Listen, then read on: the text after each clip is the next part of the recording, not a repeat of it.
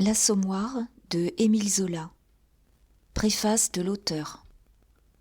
Les Rougon-Macquart doivent se composer d'une vingtaine de romans. Depuis 1869, le plan général est arrêté, et je le suis avec une rigueur extrême. L'Assommoir est venu à son heure. Je l'ai écrit, comme j'écrirais les autres, sans me déranger une seconde de ma ligne droite. C'est ce qui fait ma force. J'ai un but auquel je vais. Lorsque l'Assommoir apparut dans un journal, il a été attaqué avec une brutalité sans exemple, dénoncé, chargé de tous les crimes. Est-il bien nécessaire d'expliquer ici, en quelques lignes, mes intentions d'écrivain ? J'ai voulu peindre la déchéance fatale d'une famille ouvrière dans le milieu empesté de nos faubourgs. Au bout de l'ivrognerie et de la fainéantise, il y a le relâchement des liens de la famille, les ordures de la promiscuité, l'oubli progressif des sentiments honnêtes, puis comme dénouement, la honte et la mort. C'est la morale en action, simplement. L'Assommoir est à coup sûr le plus chaste de mes livres. Souvent, j'ai dû toucher à des plaies autrement épouvantables, la forme seule a effaré. On s'est fâché contre les mots. Mon crime est d'avoir eu la langue du peuple. Ah, la forme, là est le grand crime. Des dictionnaires de cette langue existent pourtant. Des lettrés l'étudient et jouissent de sa verdeur, de l'imprévu et de la force de ses images.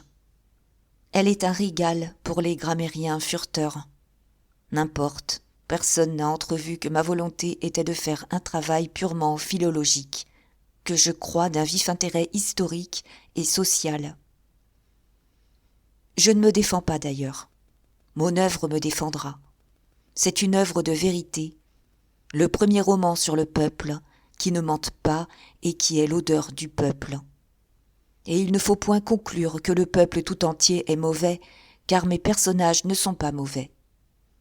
Ils ne sont qu'ignorants et gâtés par le milieu de rude besogne et de misère où ils vivent. Seulement, il faudrait lire mes romans, les comprendre, voir nettement leur ensemble, avant de porter les jugements tout faits, grotesques et odieux, qui circulent sur ma personne et sur mes œuvres. Ah, si l'on savait combien mes amis s'égayent de la légende stupéfiante dont on amuse la foule. Si l'on savait combien le buveur de sang, le romancier féroce, est un digne bourgeois, un homme d'études et d'art, vivant sagement dans son coin, et dont l'unique ambition est de laisser une œuvre aussi large et aussi vivante qu'il pourra. Je ne dément aucun conte. Je travaille, je m'en remets au temps et à la bonne foi publique pour me découvrir enfin sous l'amas des sottises entassées. Émile Zola, Paris, 1er janvier 1877. Chapitre 1. Gervaise avait attendu Lantier jusqu'à 2h du matin. Puis, toute frissonnante d'être restée en camisole à l'air vif de la fenêtre, elle s'était assoupie, jetée en travers du lit, fiévreuse, les joues trempées de larmes. Depuis 8 jours, au sortir du veau à 2 têtes, où il mangeait, il l'envoyait se coucher avec les enfants et ne reparaissait que tard dans la nuit en racontant qu'il cherchait du travail. Ce soir-là, pendant qu'elle guettait son retour, elle croyait l'avoir vu entrer au bal du grand balcon, dont les 10 fenêtres flambantes éclairaient d'une nappe d'incendie la coulée noire des boulevards extérieurs. Et, derrière lui, elle avait aperçu la petite Adèle, une brunisseuse qui dînait à leur restaurant, marchant à 5 ou 6 pas, les mains ballantes, comme si elle venait de lui quitter le bras pour ne pas passer ensemble sous la clarté crue des globes de la porte. Quand Gervaise s'éveilla, vers 5 heures, raidie, les reins brisés, elle éclata en sanglots. Lantier n'était pas rentré. Pour la première fois, il découchait. Elle resta assise au bord du lit, sous le lambeau de perse déteinte qui tombait de la flèche attachée au plafond par une ficelle. Et, lentement, de ses yeux voilés de larmes, Elle faisait le tour de la misérable chambre garnie, meublée d'une commode de noyer dont un tiroir manquait, de 3 chaises de paille et d'une petite table graisseuse sur laquelle traînait un pot à eau ébréché. On avait ajouté, pour les enfants, un lit de fer qui barrait la commode et emplissait les 2/3 de la pièce. La malle de Gervaise et de Lantier, grande ouverte dans un coin, montrait ses flancs vides, un vieux chapeau d'homme tout au fond, enfoui sous des chemises et des chaussettes sales. Tandis que, le long des murs, sur le dossier des meubles, pendait un châle troué, un pantalon mangé par la boue, les dernières nippes, dont les marchands d'habits ne voulaient pas.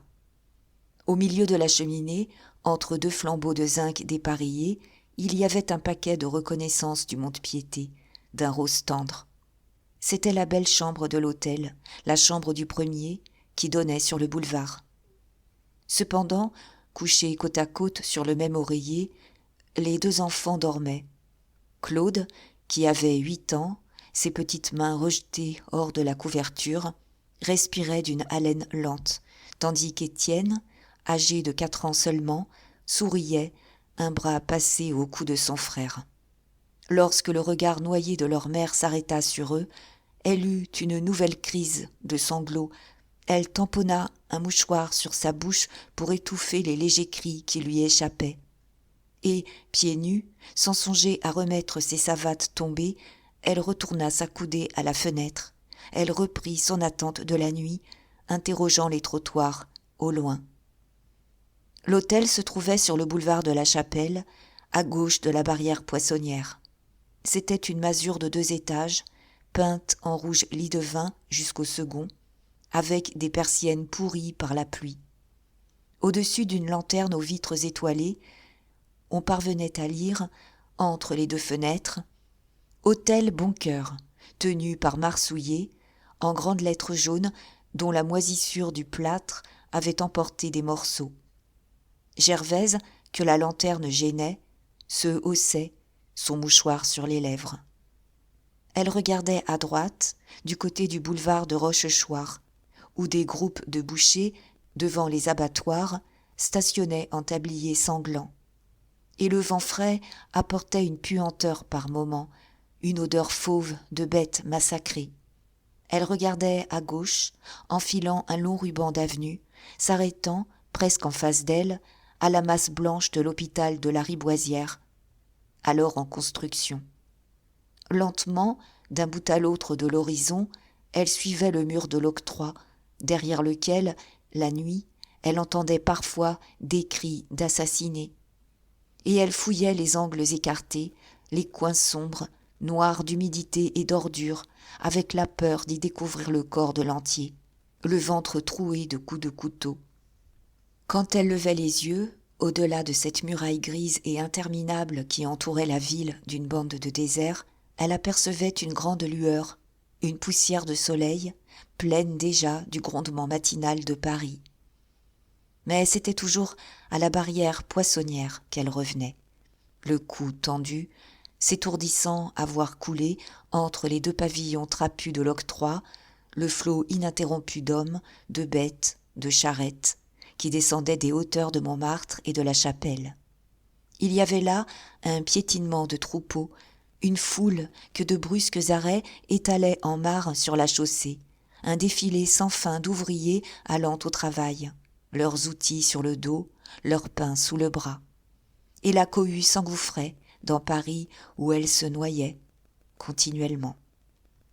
Lorsque Gervaise, parmi tout ce monde, croyait reconnaître Lantier, elle se penchait davantage, au risque de tomber. Puis, elle appuyait plus fortement son mouchoir sur sa bouche, comme pour renfoncer sa douleur. Une voix jeune et gaie lui fit quitter la fenêtre. « Le bourgeois n'est donc pas là, madame Lantier ?»« Mais non, monsieur Coupeau, » répondit-elle en tâchant de sourire. C'était un ouvrier zingueur qui occupait, tout en haut de l'hôtel, un cabinet de 10 francs. Il avait son sac passé à l'épaule. Ayant trouvé la clé sur la porte, il était entré, en ami. « Vous savez, continua-t-il, maintenant que je travaille là, à l'hôpital, quel joli mois de mai. Ça pique dur, ce matin. » et il regardait le visage de Gervaise, rougi par les larmes. Quand il vit que le lit n'était pas défait, il hocha doucement la tête. Puis il vint jusqu'à la couchette des enfants qui dormaient toujours avec leur mine rose de chérubin, et, baissant la voix, « Allons, le bourgeois n'est pas sage, n'est-ce pas ? Ne vous désolez pas, Madame Lantier. Il s'occupe beaucoup de politique. L'autre jour, quand on a voté pour Eugène Sue, un bon, paraît-il, il était comme un fou. Peut-être bien qu'il a passé la nuit avec des amis à dire du mal de cette crapule de Bonaparte. »« Non, non, murmura-t-elle avec effort, ce n'est pas ce que vous croyez. Je sais où est Lantier. Nous avons nos chagrins comme tout le monde. Mon Dieu !» Coupeau cligna les yeux pour montrer qu'il n'était pas dupe de ce mensonge. Et il partit, après lui avoir offert d'aller chercher son lait si elle ne voulait pas sortir. Elle était une belle et brave femme, elle pouvait compter sur lui le jour où elle serait dans la peine. Gervaise, dès qu'il se fut éloigné, se remit à la fenêtre. À la barrière, le piétinement de troupeaux continuait, dans le froid du matin. On reconnaissait les serruriers à leurs bourgerons bleus, les maçons à leurs cottes blanches, les peintres à leurs paletots, sous lesquels de longues blouses passaient. Cette foule, de loin, gardait un effacement plâtreux, un ton neutre où le bleu d'étain et le gris sale dominaient. Par moments, un ouvrier s'arrêtait court, rallumait sa pipe, tandis qu'autour de lui, les autres marchaient toujours, sans un rire, sans une parole dite à un camarade, les joues terreuses, la face tendue vers Paris, qui, un à un, les dévorait par la rue béante du faubourg Poissonnière. Cependant, aux deux coins de la rue des Poissonniers, à la porte des deux marchands de vin qui enlevaient leurs volets, des hommes ralentissaient le pas, et avant d'entrer, ils restaient au bord du trottoir avec des regards obliques sur Paris, les bras mous, déjà gagnés à une journée de flâne. Devant les comptoirs, des groupes s'offraient des tournées, s'oubliaient là, debout, emplissant les salles, crachant, toussant, s'éclaircissant la gorge à coups de petits verres. Gervaise guettait, à gauche de la rue, la salle du père Colombe, où elle pensait avoir vu Lantier, lorsqu'une grosse femme, nu-tête, en tablier, l'interpella du milieu de la chaussée. « Dites donc, Madame Lantier, vous êtes bien matinale ?» Gervaise se pencha. « Tiens, c'est vous, Madame Boche ? Oh, j'ai un tas de besogne aujourd'hui. »« Oui, n'est-ce pas ? Les choses ne se font pas toutes seules. » Et une conversation s'engagea de la fenêtre au trottoir. Madame Boche était concierge de la maison dont le restaurant du Veau à deux têtes occupait le rez-de-chaussée. Plusieurs fois, Gervaise avait attendu Lantier dans sa loge pour ne pas s'attabler seule avec tous les hommes qui mangeaient à côté. La concierge raconta qu'elle allait à deux pas, rue de la Charbonnière, pour trouver au lit un employé dont son mari ne pouvait pas tirer le raccommodage d'une redingote. Ensuite, elle parla d'un de ses locataires qui était rentré avec une femme, la veille, et qui avait empêché le monde de dormir jusqu'à 3 heures du matin.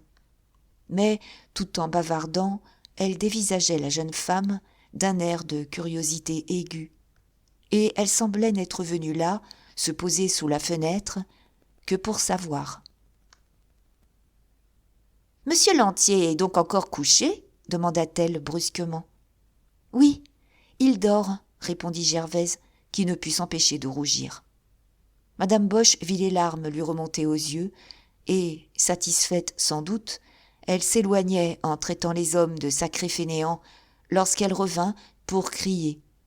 « C'est ce matin que vous allez au lavoir, n'est-ce pas ?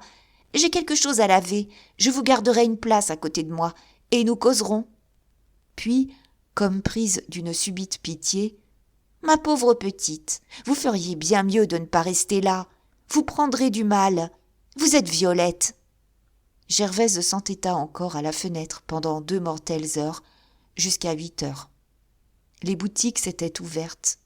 Le flot de blouses descendant des hauteurs avait cessé, et seuls quelques retardataires franchissaient la barrière à grandes enjambées. Chez les marchands de vin, les mêmes hommes, debout, continuaient à boire, à tousser et à cracher. Aux ouvriers avaient succédé les ouvrières, les brunisseuses, les modistes, les fleuristes, se serrant dans leurs minces vêtements, trottant le long des boulevards extérieurs. Elles allaient par bandes de 3 ou 4, causaient vivement, avec de légers rires et des regards luisants jetés autour d'elles. De loin en loin, une, toute seule, maigre, l'air pâle et sérieux, suivait le mur de l'octroi en évitant les coulées d'ordures.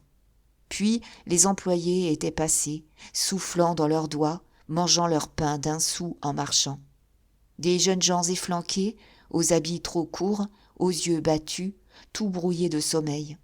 De petits vieux qui roulaient sur leurs pieds, la face blême, usée par les longues heures de bureau, regardant leur montre pour régler leur marche à quelques secondes près. Et les boulevards avaient pris leur paix du matin.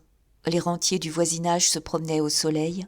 Les mères, en cheveux, en jupes sales, berçaient dans leurs bras des enfants au maillot qu'elles changeaient sur les bancs. Toute une marmaille mal mouchée, débraillée, se bousculait, se traînait par terre, au milieu de piaulements, de rires et de pleurs. Alors, Gervaise se sentit étouffée, saisie d'un vertige d'angoisse, à bout d'espoir. Il lui semblait que tout était fini, que les temps étaient finis, que l'Antier ne rentrerait plus jamais. Elle allait, les regards perdus, des vieux abattoirs noirs de leur massacre et de leur puanteur, à l'hôtel neuf, blafard, montrant, par les trous encore béants de ses rangées de fenêtres, des salles nues où la mort devait faucher. En face d'elle, derrière le mur de l'octroi, le ciel éclatant, le lever de soleil qui grandissait au-dessus du réveil énorme de Paris, l'éblouissait. La jeune femme était assise sur une chaise, les mains abandonnées, ne pleurant plus, lorsque l'Antier entra tranquillement. « C'est toi ? C'est toi ?» cria-t-elle en voulant se jeter à son cou. « Oui, c'est moi. Après, » répondit-il, « tu ne vas pas commencer tes bêtises, peut-être ?» Il l'avait écarté. Puis, d'un geste de mauvaise humeur, il lança à la volée son chapeau de feutre noir sur la commode. C'était un garçon de 26 ans, petit, très brun, d'une jolie figure, avec de minces moustaches, qu'il frisait toujours d'un mouvement machinal de la main. Il portait une cotte d'ouvrier, une vieille redingote tachée qu'il pinçait à la taille, et avait en parlant un accent provençal très prononcé. Gervaise, retombée sur la chaise, se plaignait doucement par courtes phrases. « Je n'ai pas pu fermer l'œil. Je croyais qu'on t'avait donné un mauvais coup. Où es-tu allé ? Où as-tu passé la nuit ? Mon Dieu, ne recommence pas, je deviendrai folle. Dis, Auguste, où es-tu allé ? » « Où j'avais affaire, parbleu, » dit-il avec un haussement d'épaules. « J'étais à 8 heures à la Glacière, chez cet ami qui doit monter une fabrique de chapeaux. Je me suis attardé. Alors, j'ai préféré coucher. Puis, tu sais, je n'aime pas qu'on me moucharde. Fiche-moi la paix. » La jeune femme se remit à sangloter. Les éclats de voix, les mouvements brusques de l'Antier, qui culbutaient les chaises, venaient de réveiller les enfants. Ils se dressèrent sur leurs séants, demi-nus, débrouillant leurs cheveux de leurs petites mains. Et entendant pleurer leur mère, ils poussèrent des cris terribles, pleurant eux aussi de leurs yeux à peine ouverts. « Ah, voilà la musique !» s'écria l'Antier furieux. « Je vous avertis, je reprends la porte, moi. Et je file pour tout de bon, cette fois. Vous ne voulez pas vous taire ? Bonsoir, je retourne d'où je viens. » Il avait déjà repris son chapeau sur la commode. Mais Gervaise se précipita, balbutiant. « Non, non !» Et elle étouffa les larmes des petits sous des caresses. Elle baisait leurs cheveux, elle les recouchait avec des paroles tendres. Les petits, calmés tout d'un coup, riant sur l'oreiller, s'amusèrent à se pincer. Cependant, le père, sans même retirer ses bottes, s'était jeté sur le lit, l'air éreinté, la face marbrée par une nuit blanche. Il ne s'endormit pas, il resta les yeux grands ouverts, à faire le tour de la chambre. « C'est propre, ici, » murmura-t-il. Puis, après avoir regardé un instant Gervaise, il ajouta méchamment. « Tu ne te débarbouilles donc plus ?» Gervaise n'avait que 22 ans. Elle était grande, un peu mince, avec des traits fins, déjà tiré par les rudesses de sa vie. Dépeignée, en savate, grelottant sous sa camisole blanche où les meubles avaient laissé de leur poussière et de leur graisse, elle semblait vieillie de 10 ans par les heures d'angoisse et de larmes qu'elle venait de passer. Le mot de Lantier la fit sortir de son attitude peureuse et résignée. « Tu n'es pas juste, dit-elle en s'animant. Tu sais bien que je fais tout ce que je peux. Ce n'est pas ma faute si nous sommes tombés ici. Je voudrais te voir avec les 2 enfants dans une pièce où il n'y a pas même un fourneau pour avoir de l'eau chaude. Il fallait, en arrivant à Paris, au lieu de manger ton argent, nous établir tout de suite, comme tu l'avais promis. »« Dis donc, cria-t-il, tu as croqué le magot avec moi ? Ça ne te va pas, aujourd'hui, de cracher sur les bons morceaux. » Mais elle ne parut pas l'entendre. Elle continua. « Enfin, avec du courage, on pourra encore s'en tirer. J'ai vu hier soir Madame Fauconnier, la blanchisseuse de la rue Neuve. Elle me prendra lundi. Si tu te mets avec ton ami de la glacière, nous reviendrons sur l'eau avant 6 mois. Le temps de nous nipper et de louer un trou quelque part où nous serons chez nous. Oh, il faudra travailler, travailler. » Lantier se tourna vers la ruelle d'un air d'ennui. Gervaise alors s'emporta. « Oui, c'est ça, on sait que l'amour du travail ne t'étouffe guère. Tu crèves d'ambition, tu voudrais être habillé comme un monsieur et promener des catins en jupe de soie, n'est-ce pas ? Tu ne me trouves plus assez bien depuis que tu m'as fait mettre toutes mes robes au mont-de-piété. Tiens, Auguste, je ne voulais pas t'en parler, j'aurais attendu encore, mais je sais où tu as passé la nuit. Je t'ai vu entrer au grand balcon avec cette traînée d'Adèle. Ah, tu les choisis bien. Elle est propre, celle-là. Elle a raison de prendre des airs de princesse. Elle a couché avec tout le restaurant. » D'un saut, Lantier se jeta à bas du lit. Ses yeux étaient devenus d'un noir d'encre dans son visage blême. Chez ce petit homme, la colère soufflait une tempête. « Oui, oui, avec tout le restaurant, » répéta la jeune femme. « Madame Boche va leur donner congé, à elle et à sa grande bringue de sœur, parce qu'il y a toujours une queue d'homme dans l'escalier. » Lantier leva les 2 poings, puis, résistant au besoin de la battre, il lui saisit les bras, la secoua violemment, l'envoya tomber sur le lit des enfants, qui se mirent de nouveau à crier. Et il se recoucha, en bégayant, de l'air farouche d'un homme qui prend une résolution devant laquelle il hésitait encore. « Tu ne sais pas ce que tu viens de faire, Gervaise. Tu as eu tort, tu verras. » Pendant un instant, les enfants sanglotèrent. Leur mère, restée ployée au bord du lit, les tenait dans une même étreinte. Et elle répétait cette phrase à 20 reprises d'une voix monotone. « Ah, si vous n'étiez pas là, mes pauvres petits, si vous n'étiez pas là, si vous n'étiez pas là. » Tranquillement allongé, les yeux levés au-dessus de lui, sur le lambeau de perse déteinte, Lantier n'écoutait plus, s'enfonçait dans une idée fixe. Il resta ainsi près d'1 heure, sans céder au sommeil, malgré la fatigue qui appesantissait ses paupières.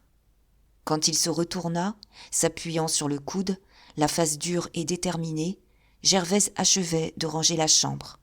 Elle faisait le lit des enfants qu'elle venait de lever et d'habiller. Il la regarda donner un coup de balai, essuyer les meubles.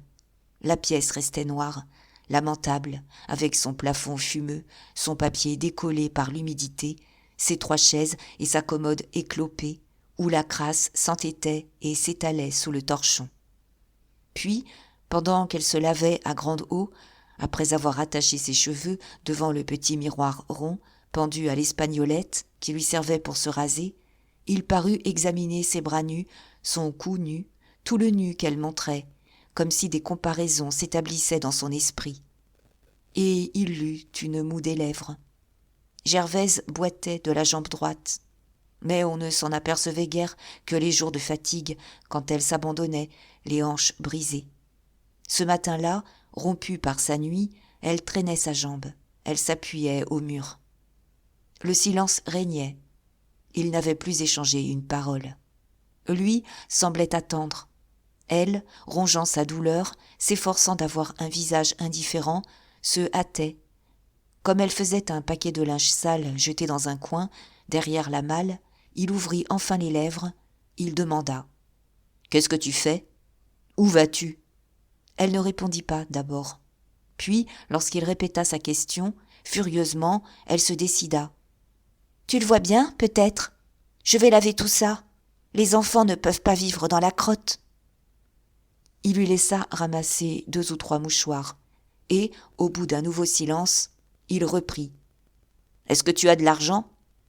Du coup, elle se releva, le regarda en face, sans lâcher les chemises sales des petits qu'elle tenait à la main. « De l'argent ? Où veux-tu donc que je l'aie volé ? Tu sais bien que j'ai eu 3 francs avant-hier sur ma jupe noire. Nous avons déjeuné 2 fois là-dessus, et l'on va vite avec la charcuterie. Non, sans doute, je n'ai pas d'argent. J'ai 4 sous pour le lavoir. Je n'en gagne pas, comme certaines femmes. » Il ne s'arrêta pas à cette allusion. Il était descendu du lit, il passait en revue les quelques loques pendus autour de la chambre.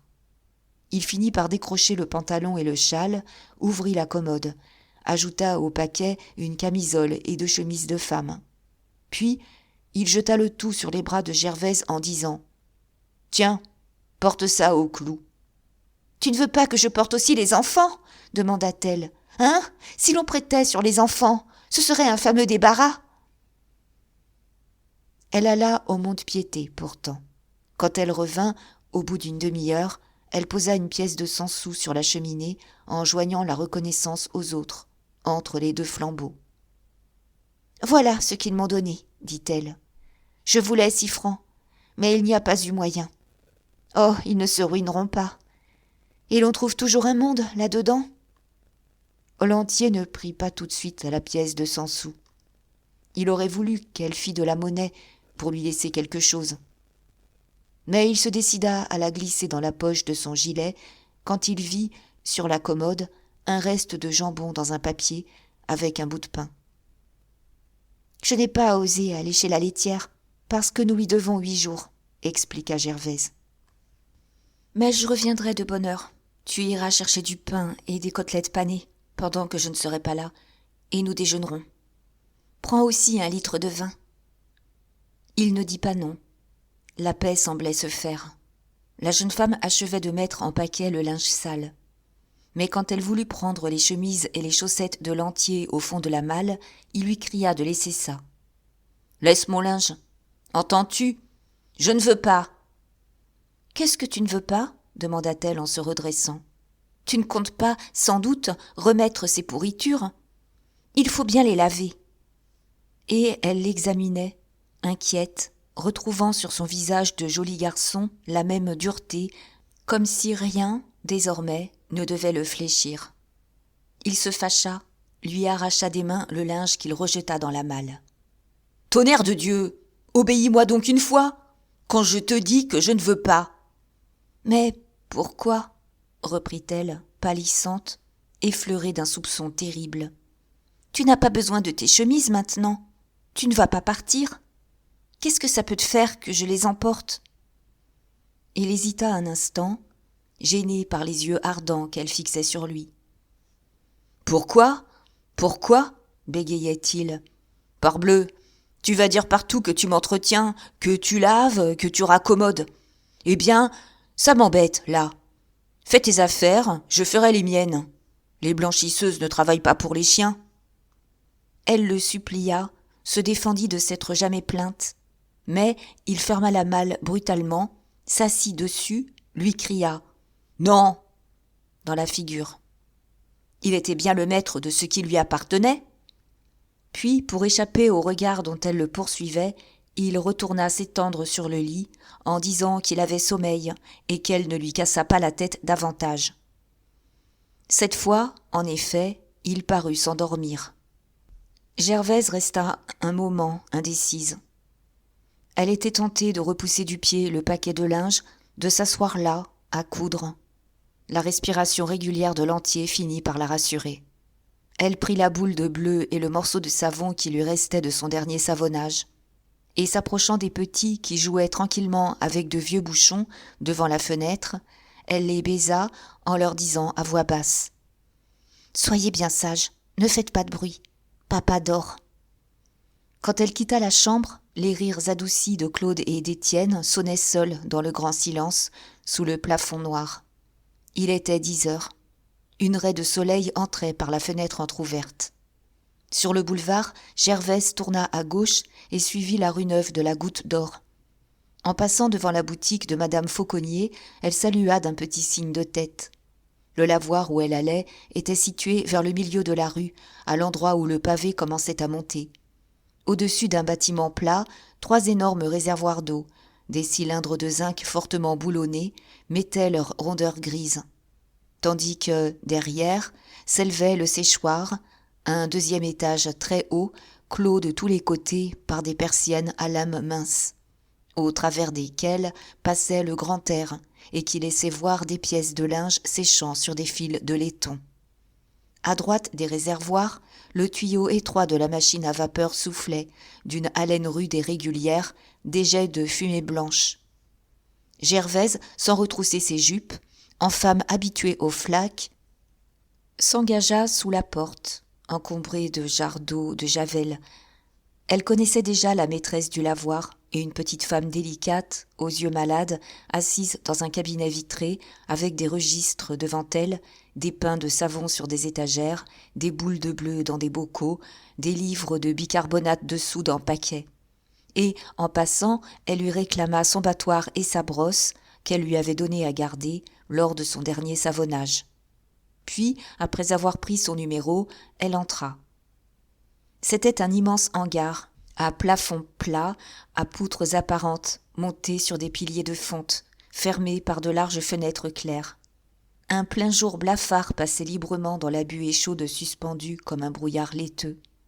Des fumées montaient de certains coins, s'étalant, noyant les fonds d'un voile bleuâtre. Il pleuvait une humidité lourde, chargée d'une odeur savonneuse, une odeur fade, moite, continue. Et, par moments, des souffles plus forts d'eau de javel dominaient. Le long des batteries, aux 2 côtés de l'allée centrale, il y avait des files de femmes, les bras nus jusqu'aux épaules, le cou nu, les jupes raccourcies montrant des bas de couleur et de gros souliers lacés. Elles tapaient furieusement, riaient, se renversaient pour crier un mot dans le vacarme, se penchaient au fond de leur baquet, ordurières, brutales, dégingandées, trempées comme par une averse, les chairs rougies et fumantes. Autour d'elles, sous elles, coulait un grand ruissellement, les seaux d'eau chaude promenés et vidés d'un trait, les robinets d'eau froide ouverts, pissant de haut, les éclaboussements des battoirs, les égouttures des linges rincés, les mares où elles pataugeaient, s'en allant par petits ruisseaux sur les dalles en pente. Et au milieu des cris, des coups cadencés, du bruit murmurant de pluie, de cette clameur d'orage s'étouffant sous le plafond mouillé. La machine à vapeur, à droite, toute blanche d'une rosée fine, haletait et ronflait sans relâche, avec la trépidation dansante de son volant qui semblait régler l'énormité du tapage. Cependant, Gervaise, à petits pas, suivait l'allée, en jetant des regards à droite et à gauche. Elle portait son paquet de linge passé au bras, la hanche haute, boitant plus fort, dans le va-et-vient des laveuses qui la bousculaient. « Hé, par ici, ma petite !» cria la grosse voix de Madame Boche. Puis, quand la jeune femme l'eut rejointe, à gauche, tout au bout, la concierge, qui frottait furieusement une chaussette, se mit à parler d'une façon continue, sans lâcher sa besogne. « Mettez-vous là, je vous ai gardé votre place. Oh, je n'en ai pas pour longtemps. Boche ne salit presque pas son linge. Et vous, ça ne va pas traîner non plus, hein? Il est tout petit, votre paquet. Avant midi, nous aurons expédié ça, et nous pourrons aller déjeuner. Moi, je donnais mon linge à une blanchisseuse de la rue Poulet, mais elle m'emportait tout, avec son chlore et ses brosses. Alors, je lave moi-même. C'est tout gagné. Ça ne coûte que le savon. Dites donc, voilà des chemises que vous auriez dû mettre à couler. Ces gueux d'enfants, ma parole, ça a de la suie au derrière. » Gervaise défaisait son paquet, étalait les chemises des petits. Et comme Madame Boche lui conseilla de prendre un seau d'eau de lessive, elle répondit « Oh non, l'eau chaude suffira. Ça me connaît. » Elle avait trié le linge, mis à part les quelques pièces de couleur. Puis, après avoir rempli son baquet de 4 seaux d'eau froide, prit au robinet, derrière elle, elle plongea le tas du linge blanc.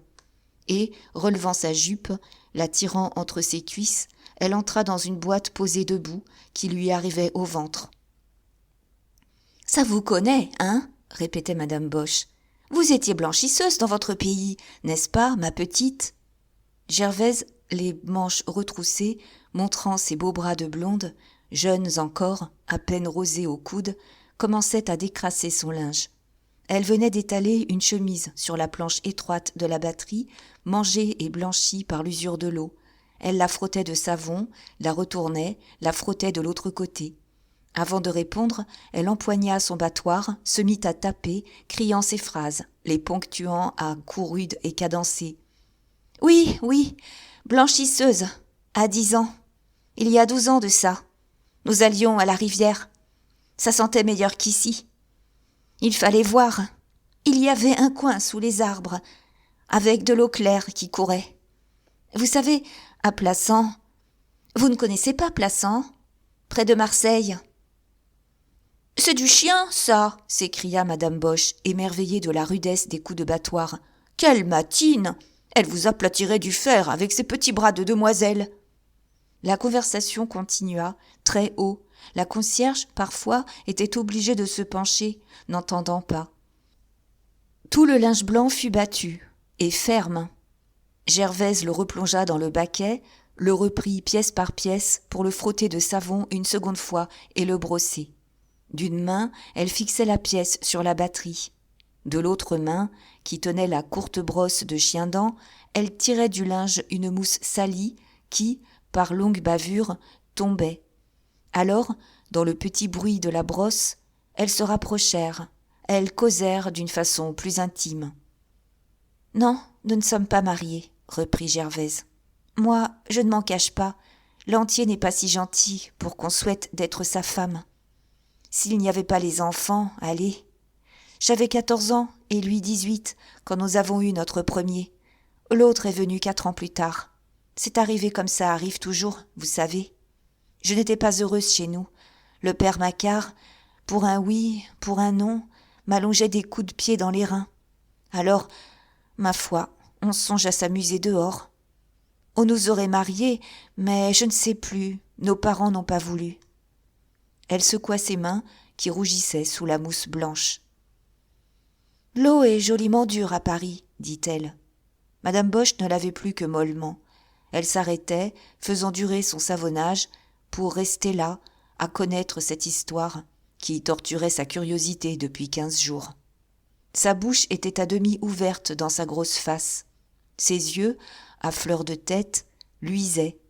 Elle pensait, avec la satisfaction d'avoir deviné. « C'est ça, la petite cause trop.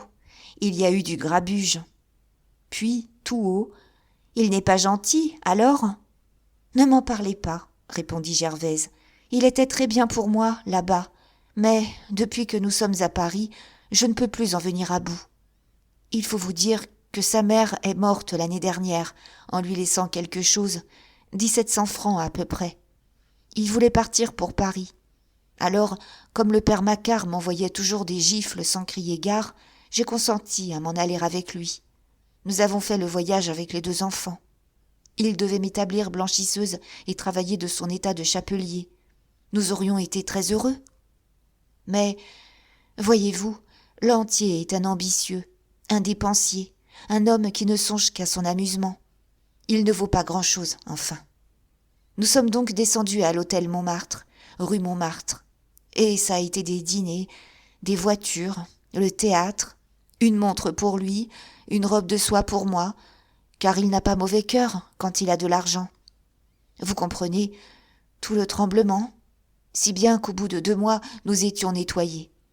C'est à ce moment-là que nous sommes venus habiter l'hôtel Boncoeur et que la sacrée vie a commencé. » Elle s'interrompit, serrée tout d'un coup à la gorge, rentrant ses larmes. Elle avait fini de brosser son linge. « Il faut que j'aille chercher mon eau chaude, » murmura-t-elle. Mais madame Boche, très contrariée de cet arrêt dans les confidences, appela le garçon du lavoir qui passait. « Mon petit Charles, vous serez bien gentil, allez donc chercher un seau d'eau chaude à madame qui est pressée. » Le garçon prit le seau et le rapporta plein. Gervaise paya, c'était 1 sou le seau. Elle versa l'eau chaude dans le baquet et savonna le linge une dernière fois avec les mains, se ployant au-dessus de la batterie, au milieu d'une vapeur qui accrochait des filets de fumée grise dans ses cheveux blonds. « Tenez, mettez donc des cristaux, j'en ai là, » dit obligeamment la concierge. Et elle vida dans le baquet de Gervaise le fond d'un sac de bicarbonate de soude qu'elle avait apporté. Elle lui offrit aussi de l'eau de javel, mais la jeune femme refusa. C'était bon pour les taches de graisse et les taches de vin. « Je le crois un peu coureur, » reprit madame Boche, en revenant à l'entier sans le nommer. Gervaise, les reins en deux, les mains enfoncées et crispées dans le linge, se contenta de hocher la tête. « Oui, oui, » continua l'autre, « je me suis aperçue de plusieurs petites choses. » Mais elle se récria devant le brusque mouvement de Gervaise qui s'était relevée, toute pâle, en la dévisageant. « Oh non, je ne sais rien. Il aime à rire, je crois, voilà tout. Ainsi, les 2 filles qui logent chez nous, Adèle et Virginie, vous les connaissez? Eh bien, il plaisante avec elles, et ça ne va pas plus loin, j'en suis sûre. » La jeune femme, droite devant elle, la face en sueur, les bras ruisselants, la regardait toujours d'un regard fixe et profond.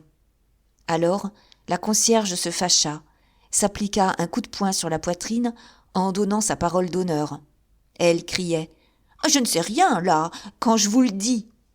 Puis, se calmant, elle ajouta d'une voix doucereuse, comme on parle à une personne à qui la vérité ne vaudrait rien. « Moi, je trouve qu'il a les yeux francs. Il vous épousera, ma petite, je vous le promets. » Gervaise s'essuya le front de sa main mouillée. Elle tira de l'eau une autre pièce de linge, en hochant de nouveau la tête.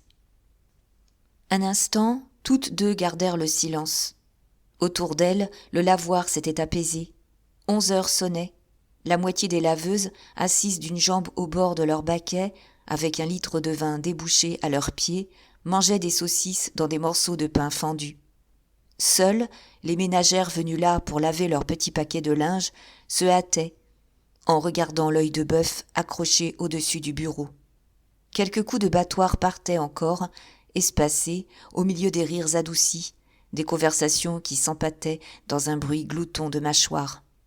Tandis que la machine à vapeur, allant son train, sans repos ni trêve, semblait hausser la voix, vibrante, ronflante, emplissant l'immense salle.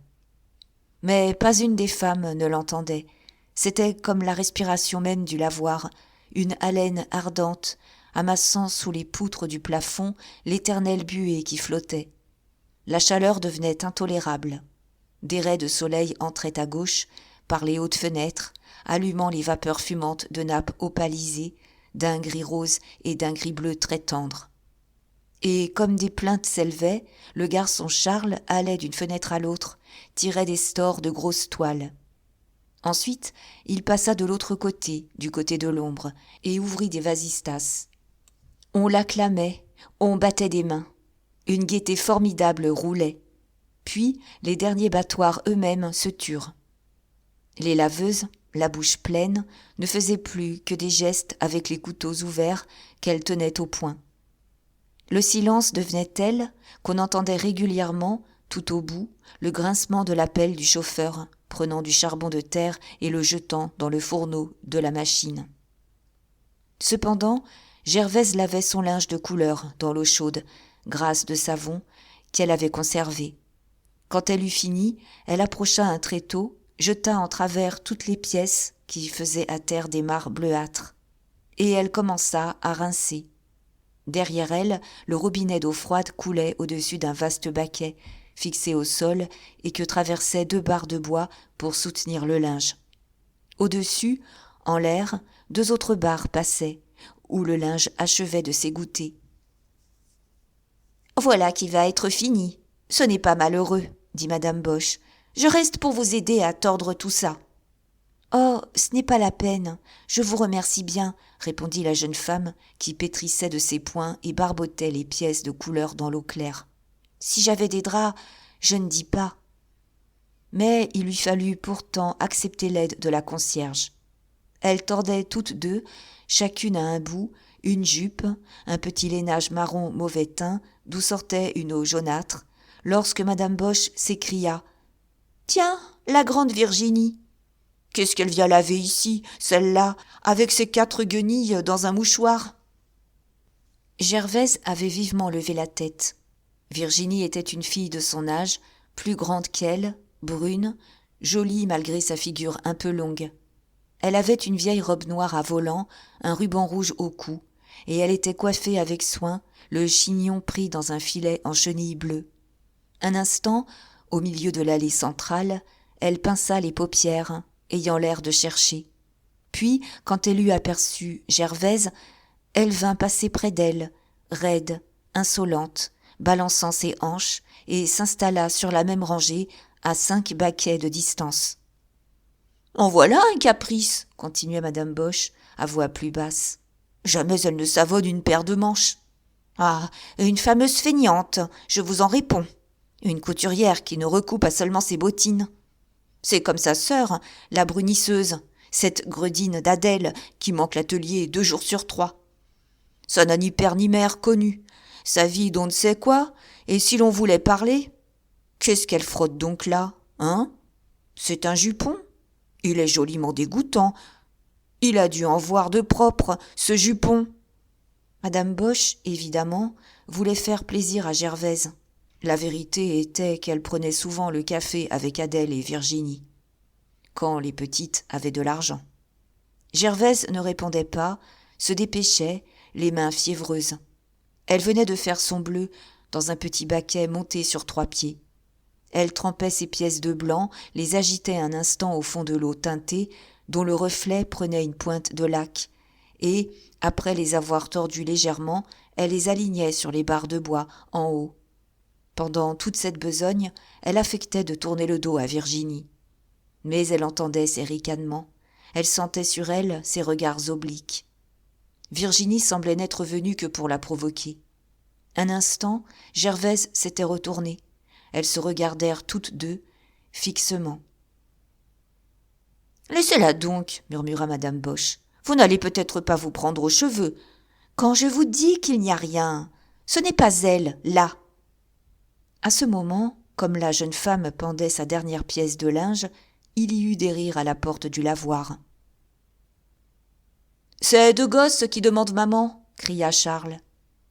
Toutes les femmes se penchèrent. Gervaise reconnut Claude et Étienne. Dès qu'ils l'aperçurent, ils coururent à elle, au milieu des flaques, tapant sur les dalles les talons de leurs souliers dénoués. Claude, l'aîné, donnait la main à son petit frère. Les laveuses, sur leur passage, avaient de légers cris de tendresse, à les voir un peu effrayés, souriant pourtant. Et ils restèrent là, devant leur mère, sans se lâcher, levant leur tête blonde. « C'est papa qui vous envoie ?» demanda Gervaise. Mais comme elle se baissait pour rattacher les cordons des souliers d'Étienne, elle vit, à un doigt de Claude, la clé de la chambre avec son numéro de cuivre qu'il balançait. « Tiens, tu m'apportes la clé ?» dit-elle, très surprise. « Pourquoi donc ?» L'enfant, en apercevant la clé qu'il avait oubliée à son doigt, parut se souvenir et cria de sa voix claire. « Papa est parti. Il est allé acheter le déjeuner. Il vous a dit de venir me chercher ici. » Claude regarda son frère, hésita, ne sachant plus. Puis il reprit d'un trait. « Papa est parti. Il a sauté du lit, il a mis toutes les affaires dans la malle, il a descendu la malle sur une voiture. Il est parti. » Gervaise, accroupie, se releva lentement, la figure blanche, portant les mains à ses joues et à ses tempes, comme si elle entendait sa tête craquer. Et elle ne put trouver qu'un mot, elle le répéta 20 fois sur le même ton. « Ah mon Dieu! Ah mon Dieu! Ah mon Dieu !» Madame Boche, cependant, interrogeait l'enfant à son tour, tout allumée de se trouver dans cette histoire. « Voyons, mon petit, il faut dire les choses. C'est lui qui a fermé la porte et qui vous a dit d'apporter la clé, n'est-ce pas ?» Et, baissant la voix, à l'oreille de Claude, « Est-ce qu'il y avait une dame dans la voiture ?» L'enfant se troubla de nouveau. Il recommença son histoire d'un air triomphant. « Il a sauté du lit, il a mis toutes les affaires dans la malle. Il est parti. » Alors, comme Madame Boche le laissait aller, il tira son frère devant le robinet. Ils s'amusèrent tous les deux à faire couler l'eau. Gervaise ne pouvait pleurer. Elle étouffait, les reins appuyés contre son baquet, le visage toujours entre les mains. De courts frissons la secouaient. Par moments, un long soupir passait, tandis qu'elle s'enfonçait davantage les poings sur les yeux, comme pour s'anéantir dans le noir de son abandon. C'était un trou de ténèbres au fond duquel il lui semblait tomber. « Allons, ma petite, que diable !» murmurait Madame Boche. « Si vous saviez, dit-elle enfin tout bas. Il m'a envoyé ce matin porter mon châle et mes chemises au mont-de-piété pour payer cette voiture. » Et elle pleura.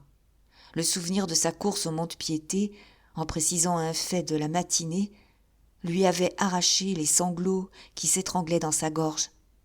Cette course-là, c'était une abomination, la grosse douleur dans son désespoir. Les larmes coulaient sur son menton, que ses mains avaient déjà mouillé, sans qu'elle songeât seulement à prendre son mouchoir. « Soyez raisonnable, taisez-vous, on vous regarde, » répétait Madame Boche, qui s'empressait autour d'elle. « Est-il possible de se faire tant de mal pour un homme ? Vous l'aimiez donc toujours, hein ? Ma pauvre chérie, tout à l'heure, vous étiez joliment montée contre lui, et vous voilà, maintenant, à le pleurer, à vous crever le cœur. Mon Dieu, que nous sommes bêtes !» Puis elle se montra maternelle. « Une jolie petite femme comme vous, s'il est permis. On peut tout vous raconter à présent, n'est-ce pas ? Eh bien, vous vous souvenez, quand je suis passée sous votre fenêtre, je me doutais déjà. Imaginez-vous que, cette nuit, lorsqu'Adèle est rentrée, j'ai entendu un pas d'homme avec le sien. Alors, j'ai voulu savoir. J'ai regardé dans l'escalier. Le particulier était déjà au 2e étage, mais j'ai bien reconnu la redingote de Monsieur Lantier. Boche, qui faisait le guet ce matin, l'a vu redescendre tranquillement. C'était avec Adèle, vous entendez ? Virginie a maintenant un monsieur chez lequel elle va 2 fois par semaine. Seulement, ce n'est guère propre tout de même, car elles n'ont qu'une chambre et une alcôve, et je ne sais trop où Virginie a pu coucher. » Elle s'interrompit un instant, se retournant, reprenant de sa grosse voix étouffée. « Elle rit de vous voir pleurer, cette sans-cœur, là-bas. Je mettrai ma main au feu que son savonnage est une frime. Elle a emballé les 2 autres, et elle est venue ici pour leur raconter la tête que vous feriez. » Gervaise ôta ses mains, regarda. Quand elle aperçut devant elle Virginie, au milieu de 3 ou 4 femmes, parlant bas, la dévisageant, elle fut prise d'une colère folle. Les bras en avant, cherchant à terre, tournant sur elle-même, dans un tremblement de tous ses membres, elle marcha à quelques pas, rencontra un seau plein, le saisit à 2 mains, le vida à toute volée. « Chameau, va !» cria la grande Virginie. Elle avait fait un saut en arrière, ses bottines seules étaient mouillées. Cependant, le lavoir, que les larmes de la jeune femme révolutionnaient depuis un instant, se bousculait pour voir la bataille. Des laveuses, qui achevaient leur pain, montèrent sur des baquets. D'autres accoururent, les mains pleines de savon. Un cercle se forma. « Ah, le chameau !» répétait la grande Virginie. « Qu'est-ce qui lui prend, à cet enragé-là ?» Gervaise, en arrêt, le menton tendu, la face convulsée, ne répondait pas, n'ayant point encore le coup de gosier de Paris. L'autre continua. « Va donc, c'est là de rouler la province. Ça n'avait pas 12 ans que ça servait de paillasse à soldat. Ça a laissé une jambe dans son pays. Elle est tombée de pourriture, sa jambe. » Un rire courut. Virginie, voyant son succès, s'approcha de 2 pas, redressant sa haute taille, criant plus fort. « Hein ? Avance un peu, pour voir, que je te fasse ton affaire. Tu sais, il ne faut pas venir nous embêter, ici. Est-ce que je la connais, moi, cette peau ? Si elle m'avait attrapée, je lui aurais joliment retroussé ses jupons. Vous auriez vu ça ? Qu'elle dise seulement ce que je lui ai fait. Dis, Rouchy, qu'est-ce qu'on t'a fait ? » « Ne causez pas tant, bégaya Gervaise. Vous savez bien, On a vu mon mari hier soir. Et taisez-vous, parce que je vous étranglerai, bien sûr. Son mari. Ah, elle est bonne, celle-là. Le mari à madame. Comme si on avait des maris avec cette dégaine. Ce n'est pas ma faute s'il t'a lâché. Je ne te l'ai pas volé, peut-être. On peut me fouiller? Veux-tu que je te dise? Tu l'empoisonnais, cet homme. Il était trop gentil pour toi. Avait-il son collier, au moins? Qui est-ce qui a trouvé le mari à madame? Il y aura récompense. Les rires recommencèrent. Gervaise, à voix presque basse, se contentait toujours de murmurer. Vous savez bien, c'est votre sœur. Je l'étranglerai, votre sœur. Oui, va te frotter à ma sœur, reprit Virginie en ricanant. Ah, c'est ma sœur. C'est bien possible. Ma sœur a un autre chic que toi. Mais est-ce que ça me regarde? Est-ce qu'on ne peut plus laver son linge tranquillement? Flanque-moi la paix, entends-tu? Parce que en voilà assez. Et ce fut elle qui revint, après avoir donné 5 ou 6 coups de battoir, grisée par les injures, emportée. Elle se tut et recommença ainsi 3 fois. Eh bien, oui, c'est ma sœur. Là, es-tu contente? Ils s'adorent tous les deux. Il faut les voir se bécoter. Et il t'a lâché avec tes bâtards. De jolis mômes qui ont des croûtes plein la figure. Il y en a un d'un gendarme, n'est-ce pas? Et tu en as fait crever 3 autres, parce que tu ne voulais pas de surcroît de bagages pour venir. C'est Ollantier qui nous a raconté ça. Ah, il en dit de belles. Il en avait assez de ta carcasse. Salope, salope, salope, hurla Gervaise, hors d'elle, reprise par un tremblement furieux.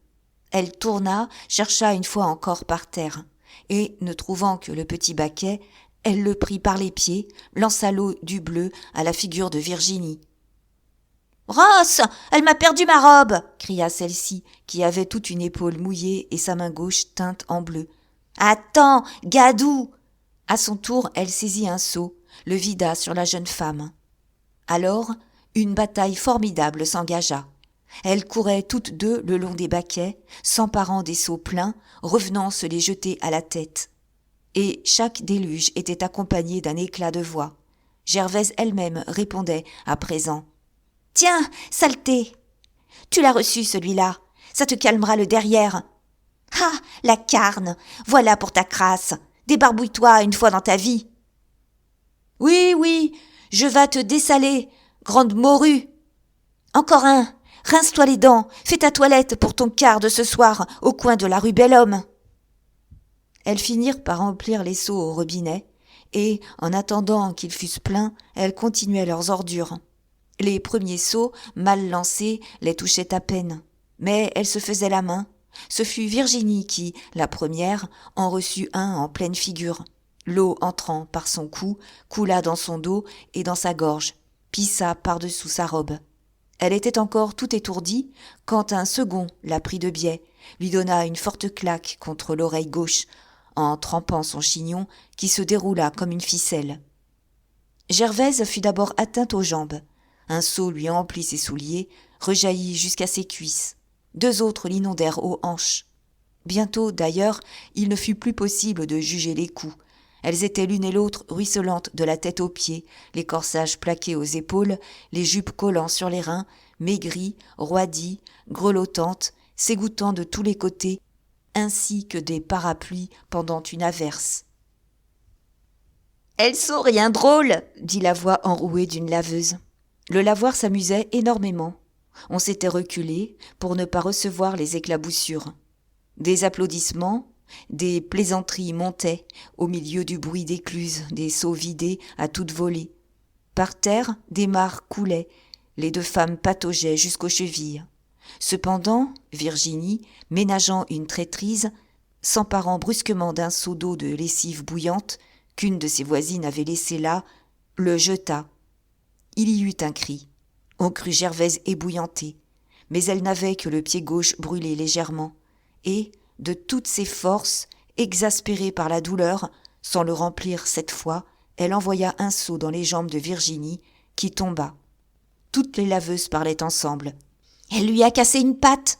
Dame, l'autre a bien voulu la faire cuire. »« Elle a raison, après tout. La blonde, si on lui a pris son homme. Madame Boche levait les bras au ciel en s'exclamant. Elle s'était prudemment garée entre deux baquets, et les enfants, Claude et Étienne, pleurant, suffoquant, épouvantés, se pendaient à sa robe avec ce cri continu. « Maman, maman !» qui se brisait dans leurs sanglots. Quand elle vit Virginie par terre, elle accourut, tirant Gervaise par ses jupes, répétant « Voyons, allez-vous-en, soyez raisonnable. J'ai les sangs tournés, ma parole. On n'a jamais vu une tuerie pareille. » Mais elle recula, elle retourna se réfugier entre les deux baquets avec les enfants. Virginie venait de sauter à la gorge de Gervaise. Elle la serrait au cou, tâchait de l'étrangler. Alors, celle-ci, d'une violente secousse, se dégagea, se pendit à son tour à la queue de son chignon, comme si elle avait voulu lui arracher la tête. La bataille recommença, muette, sans un cri, sans une injure.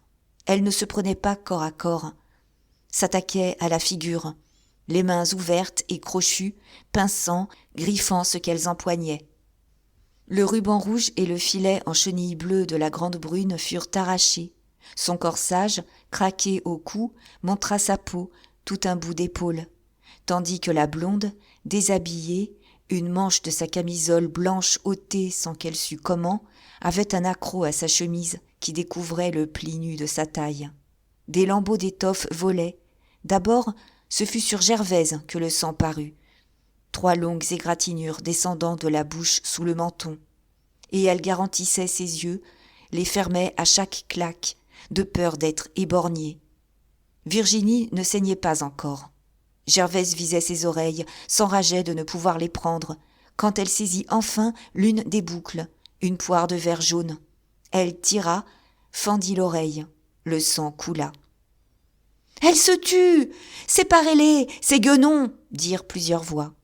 Les laveuses s'étaient rapprochées. Il se formait 2 camps, les unes excitaient les 2 femmes comme des chiennes qui se battent.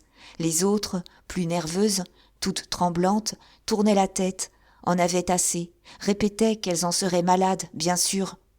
Et une bataille générale faillit avoir lieu. On se traitait de sans-cœur, de propre à rien. Des bras nus se tendaient, 3 gifles retentirent. Madame Boche, pourtant, cherchait le garçon du lavoir.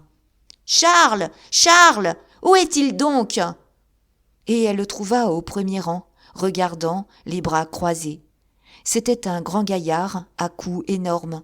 Il riait, il jouissait des morceaux de peau que les 2 femmes montraient. La petite blonde était grasse comme une caille. Ça serait farce si sa chemise se fendait. « Tiens, murmura-t-il en clignant un œil, elle a une fraise sous le bras. »« Comment ? Vous êtes là ?» cria Madame Boche en l'apercevant. « Mais aidez-nous donc à les séparer. Vous pouvez bien les séparer, vous. »« Oh bien, non, merci. S'il n'y a que moi, dit-il tranquillement. Pour me faire griffer l'œil comme l'autre jour, n'est-ce pas ? Je ne suis pas ici pour ça. J'aurais trop de besogne. N'ayez pas peur, allez. Ça leur fait du bien, une petite saignée. Ça les attendrit. » La concierge parla alors d'aller avertir les sergents de ville. Mais la maîtresse du lavoir, la jeune femme délicate aux yeux malades, s'y opposa formellement. Elle répéta à plusieurs reprises. « Non, non, je ne veux pas, ça compromet la maison. » Par terre, la lutte continuait. Tout d'un coup, Virginie se redressa sur les genoux. Elle venait de ramasser un battoir, elle le brandissait. Elle râlait, la voix changée.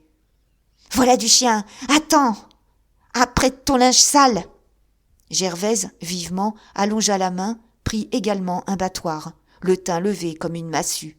Et elle avait, elle aussi, une voix rauque. « Ah, tu veux la grande lessive ? Donne ta peau, que j'en fasse des torchons !» Un moment, elles restèrent là, agenouillées, à se menacer, les cheveux dans la face, la poitrine soufflante, boueuse, tuméfiée. Elles se guettaient, attendant, reprenant haleine. Gervaise porta le premier coup. Son battoir glissa sur l'épaule de Virginie, et elle se jeta de côté pour éviter le battoir de celle-ci qui l'effleura à la hanche.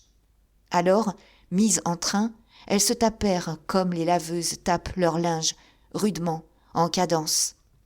Quand elles se touchaient, le coup s'amortissait.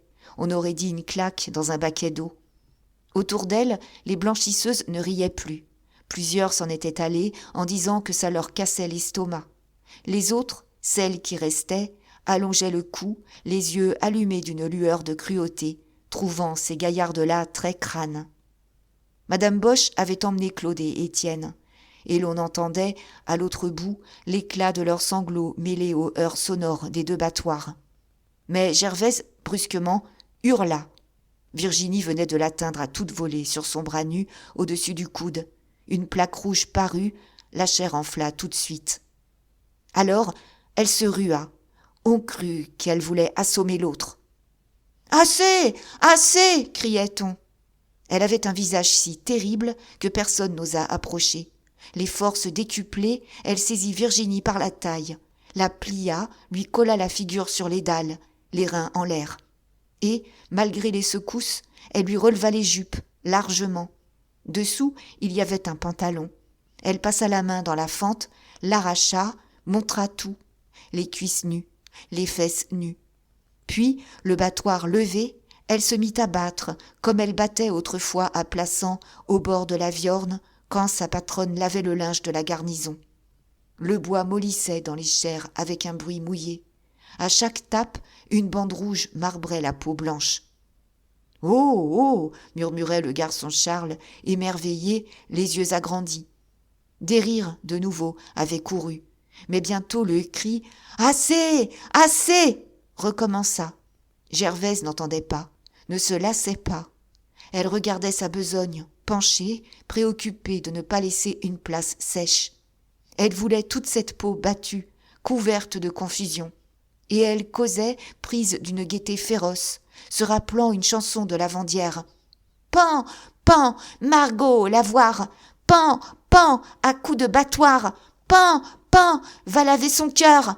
Pan, pan, tout noir de douleur. » Et elle reprenait. « Ça, c'est pour toi. Ça, c'est pour ta sœur. Ça, c'est pour l'entier. Quand tu les verras, tu leur donneras ça. Attention, je recommence. Ça, c'est pour l'entier. Ça, c'est pour ta sœur. Ça, c'est pour toi. Pan, pan, Margot, la voir. Pan, pan, à coups de battoir. » On dut lui arracher Virginie des mains. La grande brune, la figure en larmes, pourpre, confuse, reprit son linge, se sauva. Elle était vaincue. Cependant, Gervaise repassait la manche de sa camisole, rattachait ses jupes. Son bras la faisait souffrir, et elle pria Madame Boche de lui mettre son linge sur l'épaule.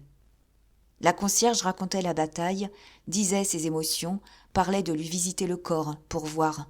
« Vous avez peut-être bien quelque chose de cassé, j'ai entendu un coup. » Mais la jeune femme voulait s'en aller. Elle ne répondait pas aux apitoiements, à l'ovation bavarde des laveuses qui l'entouraient, droites dans leur tablier. Quand elle fut chargée, elle gagna la porte où ses enfants l'attendaient. « C'est 2 heures, ça fait 2 sous, » lui dit en l'arrêtant la maîtresse du lavoir, déjà réinstallée dans son cabinet vitré. Pourquoi 2 sous ? Elle ne comprenait plus qu'on lui demandait le prix de sa place. Puis elle donna ses 2 sous, et, boitant fortement sous le poids du linge mouillé, pendu à son épaule, ruisselante, le coude bleui, la joue en sang, elle s'en alla, en traînant de ses bras nus Étienne et Claude, qui trottaient à ses côtés, secoués encore et barbouillés de leurs sanglots. Derrière elle, le lavoir reprenait son bruit énorme d'écluse. Les laveuses avaient mangé leur pain, bu leur vin, et elles tapaient plus dur, les faces allumées, égayées par le coup de torchon de Gervaise et de Virginie. Le long des baquets, de nouveau, s'agitait une fureur de bras, des profils anguleux de marionnettes aux reins cassés, aux épaules déjetées, se pliant violemment comme sur des charnières. Les conversations continuaient d'un bout à l'autre des allées. Les voix, les rires, les mots gras se mêlaient dans le grand gargouillement de l'eau. Les robinets crachaient, les seaux jetaient des flaquets, une rivière coulait sous les batteries. C'était le chien de l'après-midi, le linge pilé à coups de battoir. Dans l'immense salle, les fumées devenaient rousses, trouées seulement par des ronds de soleil, des balles d'or que les déchirures des rideaux laissaient passer. On respirait l'étouffement tiède des odeurs savonneuses. Tout d'un coup, le hangar s'emplit d'une buée blanche. L'énorme couvercle du cuvier où bouillait la lessive montait mécaniquement le long d'une tige centrale à crémaillère. et le trou béant du cuivre, au fond de sa maçonnerie de briques, exhalait des tourbillons de vapeur d'une saveur sucrée de potasse. Cependant, à côté, les essoreuses fonctionnaient. Des paquets de linge, dans des cylindres de fonte, rendaient leur eau sous un tour de roue de la machine, haletante, fumante, secouant plus rudement le lavoir de la besogne continue de ses bras d'acier. Quand Gervaise mit le pied dans l'allée de l'hôtel Boncoeur, les larmes la reprirent. C'était une allée noire, étroite, avec un ruisseau longeant le mur, pour les eaux sales. Et cette puanteur qu'elle retrouvait lui faisait songer aux 15 jours passés là avec Lantier, 15 jours de misère et de querelle, dont le souvenir, à cette heure, était un regret cuisant. Il lui sembla entrer dans son abandon. En haut, la chambre était nue, pleine de soleil, la fenêtre ouverte. Ce coup de soleil, cette nappe de poussière d'or dansante, rendait lamentable le plafond noir, les murs au papier arraché. Il n'y avait plus, à un clou de la cheminée, qu'un petit fichu de femme, tordu comme une ficelle. Le lit des enfants, tiré au milieu de la pièce, découvrait la commode, dont les tiroirs laissés ouverts montraient leurs flancs vides. Lantier s'était lavé et avait achevé la pommade, 2 sous de pommade dans une carte à jouer. L'eau grasse de ses mains emplissait la cuvette. Et il n'avait rien oublié. Le coin occupé jusque-là par la malle paraissait à Gervaise faire un trou immense.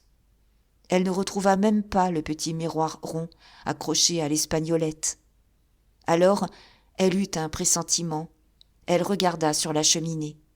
Lantier avait emporté les reconnaissances, le paquet rose tendre n'était plus là, entre les flambeaux de zinc dépareillés. Elle pendit son linge au dossier d'une chaise.